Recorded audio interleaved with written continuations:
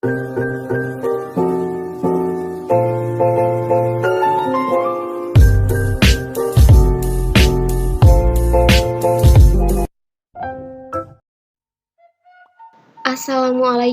warahmatullahi wabarakatuh. Sampurasun. Tepang deui sareng simkuring Neni Nur Alia dina pengajaran bahasa Sunda. Dina danget ayeuna simkuring baris medar hiji materi nyaeta ngeunaan carita pantun. Naon sih carita pantun? Naha carita pantun ieu sami sareng pantun dina Indonesia? Yuk urang pedar ngarah tiasa ngabentenkeun carita pantun sareng nu sanesna. Dina medar materi carita pantun, kusimkuring dibagi heula kana sababaraha bagian. Aya ngeunaan wangunan carita pantun, ciri-ciri carita pantun, aya struktur carita pantun, galur carita pantun, sareng pola carita pantun. Urang langsung ka nu kahiji nyaeta ngeunaan wangunan carita pantun. Naon sih carita pantun teh? Dumasar kana wangunanna, carita pantun di dieu benten sareng pantun dina bahasa Indonesia. Pantun dina bahasa Indonesia mah di urang biasa disebut sisindiran tea, diwangun ku opat jajar. Tapi carita pantun di dieu nyaeta carita pantun anu biasa dilakukeun atau dilalakonkeun ku juru pantun dina pagelaran seni. Biasana disebut mantun. Najan kitu saenyana mah pagelaran mantun teh aya dina jero hiji upacara tradisional. Ayeuna carita pantun teh kawilang geus heubeul. Kateranganana nya kapanggih dina naskah kuno Sanghyang Siksa Kandang Karesian tahun 1840 saka atawa 1518 Masehi. Di naon atuh carita pantun teh? Di carita pantun teh carita anu eusina nyaeta nyaritakeun putra raja Pajajaran nu ngarandapan rupa-rupa kasusah. Naha ngan saukur putra Pajajaran? Henteu, aya oge nu nyaritakeun Raja Sejen nu akhirna bakal ngabdi ka Pajajaran. Dina carita pantun mah nu mantun biasana diayakeun dumasar pamundut salah saurang nu boga maksud ngayakeun salamatan. Contohna syukuran nempatan imah anyar, nikahan, nya kawinan, sunatan, atawa aya nu hudang gering nya. Tujuanana nyesangkan meunang kasalametan. Terus pidanganana kumaha carita pantun teh? Biasana bari dipirig ku kacapi. Waktuna oge sapeuting jeput, rek sarua jiga wayang. Dimulai bada isya nepi ka saacan subuh. Tapi aya oge carita pantun anu kawilang panjang sarta kakara tamat dina waktu 2 atawa 3 peuting. Eta ya ngeunaan carita pantun. Ciri-ciri carita pantun. Naon wae ciri-cirina? Nu kahiji, carita rekaan nu ukurana panjang.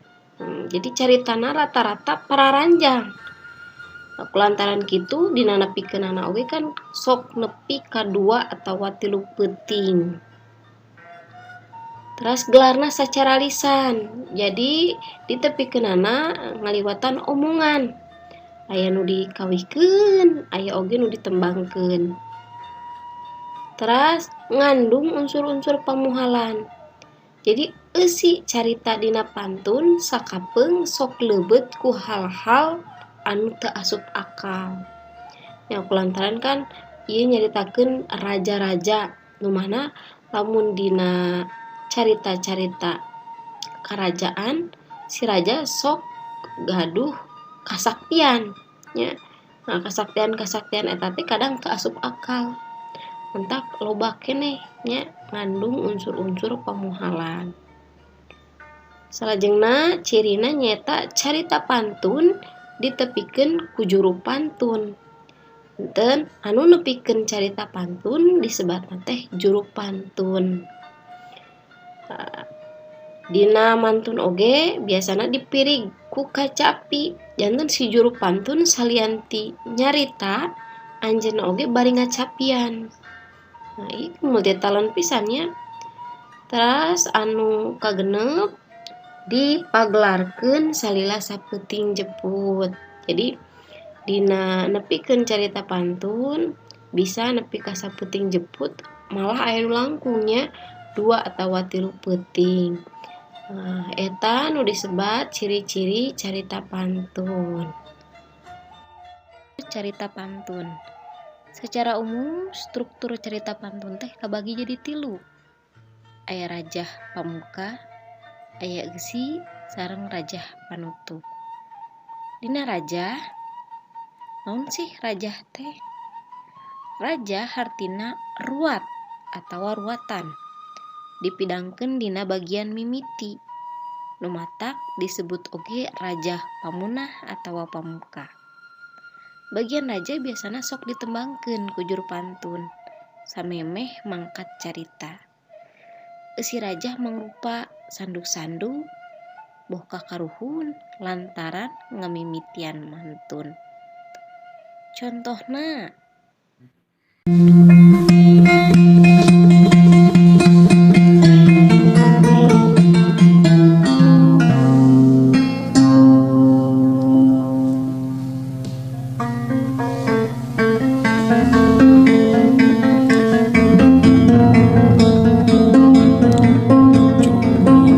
galur juru pantun ngaguar carita buhun. Jugruk galur juru pantun ngaguar carita buhun. Nu diteundeun urang samper, nu ditunda urang alah. Masing rambai caritana hejo lemok lalakonna.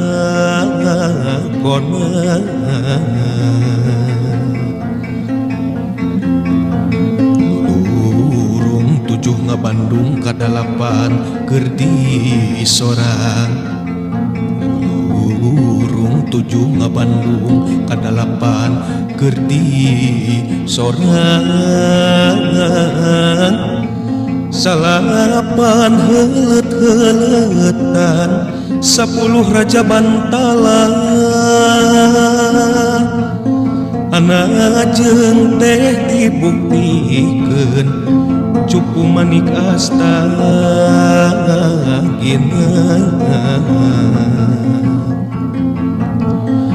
Deundeun dihandelem sieum keur sampeureun deundeun di raweun.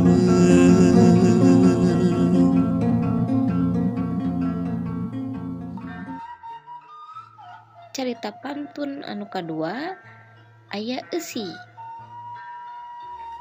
Ari eusi nyaeta carita pantun nu jadi inti lalakon. Eusi carita pantun teh bisa dipasing-pasing deui dumasar kana wanda teksna kabagi kana 4. Aya narasi, deskripsi, dialog, jeung monolog. Tah urang pedar hiji-hiji naon bedana narasi, deskripsi, dialog sareng monolog. Bagian eusi carita pantun nu kahiji nyaeta aya narasi. Narasi nyaeta bagian anu ditepikeun pikeun nyambungkeun hiji kajadian kana kajadian sejenna. Tah dina cara nepikeunana biasana digalantangkeun. Naon sih digalantangkeun teh? Nyaeta dibacakeun tapi bari masih kene dipiri ku kacapi. Pikeun contona mangga urang Kacarita dua patih sakembaran, Patih Purawesi, Patih Puragadi. Sejana kapasamoan bawana hayam sahiji, patepung di alun-alun jeung Ciung Wanara. Gancang bae ditanya ku Ciung Wanara. Bagian eusi salajengna nyaeta aya deskripsi. Deskripsi nyaeta bagian anu ngagambarkeun objek sangkan karasa ku panca indra kalawan eces. Bagian deskripsi oge ngagambarkeun tingkah paripolah tokoh carita dina hiji kejadian seperti Putri Dangdan, Lengser Lumpat, Satria Perang, sarta ngagambarkeun oge pangrasa saperti sedih, ambek, jeung sajabana. Tah dina cara nganepikeunana bagian deskripsi mah diheulangkeun henteu digalantangkeun sapertos narasi. Pikeun contona mangga urang dangukeun sasarengan.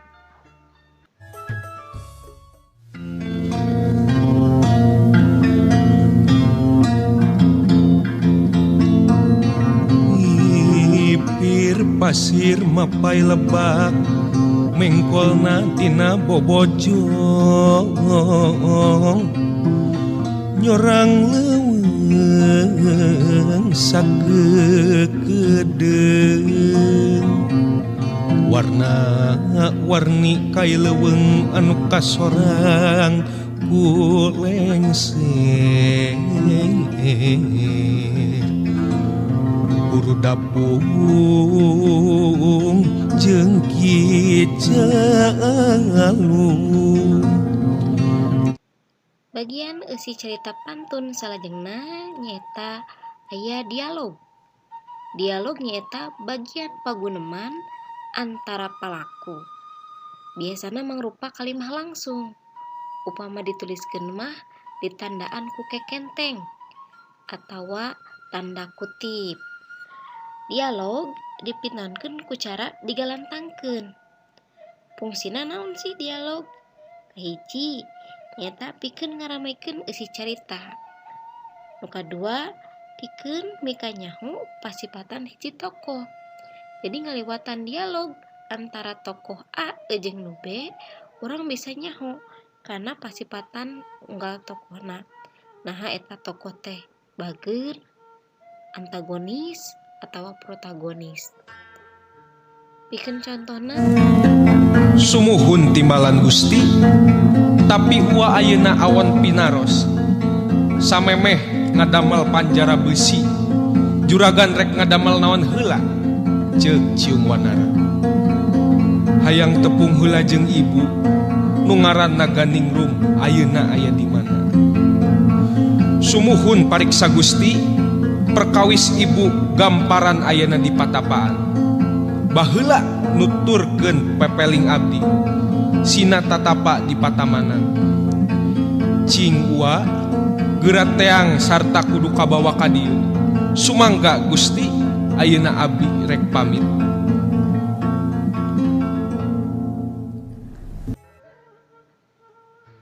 salajengna aya monolog.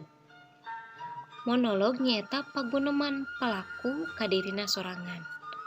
Jadi ieu mah palaku teh ibaratna ngomong nyalira. Upamana wae geuntes hate nu dikedalkeun, biasana negeskeun harapan, kasedih atawa rasa gembira. Cara nepikeunana sami sapertos dialog, nyaeta ku cara digalantangkeun. Pikeun contona mangga urang dangukeun sasarengan. Karunya teuing ku aki panyumpit, gila ku ruksak di deuleu pakuwon. Jeg lain enggon jama, rek neneda kasunan ambu. Ka ambu neda pituh, karama neda papahat. Muga tulusnya panjurung, muga laksana pangjian. Rek misalin aki panyumpit peuting ieu. Struktur carita pantun anu terakhir aya Rajah Pamungkas. Rajah Pamungkas nyaeta bagian panutup lalakon pantun. Eusina mangrupa sanduk-sanduk nu ditujukeun ka para karuhun atawa ka para palaku atawa oge ka Gusti Allah Nu Maha Kawasa. Tujuanana nyaeta pikeun menta hampura jeung haturkeun nuhun. Menta hampura bisi nalika juru pantun nyaritakeun carita pantun aya kalepatan dina nepikeun caritana. Ngaturkeun nuhun sabab geus dibere kakuatan jeung kasalamatan nalika juru pantun nepikeun carita. Tah pikeun contona mangga urang dangukeun deui. Pun ampun ka Maha Agung kamanggung nedapa payung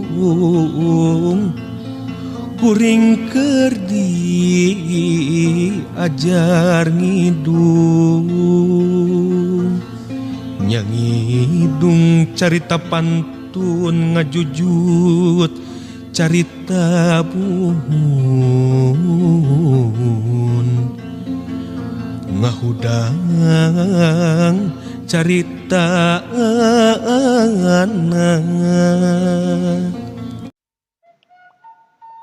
Galur carita pantun.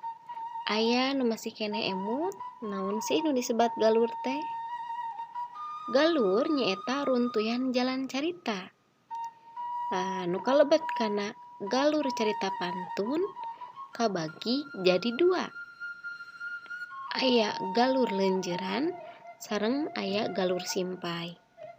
Naon bentena? Galur leunjeuran nyaeta galur carita anu lempeng. Kapanggih tina nitenan runtuyan kajadian dina unggal episodena. Saterusna dina pungkasan carita anu ngalalakon teh henteu kacatur mulang deui ka nagara asalna. Jadi dina galur leunjeuran mah saumpama aya satria ngalalana, anjeunna henteu mulang deui ka nagara asalna. Terus naon galur simpai? Galur simpai nyaeta galur anu palaku utamana teh bisa mulang deui ka nagara asalna. Jadi ieu mah tibalik tina galur leunjeuran. Pami leunjeuran mah henteu mulang deui, ai galur simpai mah bisa mulang deui ka nagara asalna. Eta nya perbedaan galur leunjeuran sareng galur simpai. Dina jalan caritana, carita pantun teh miboga pola anu geus matok.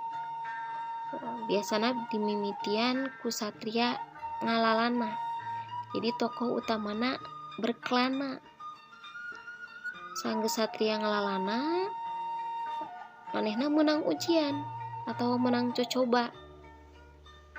Saatos menang cocoba, manehna unggul dina perang atawa bisa mecahkeun eta masalahna.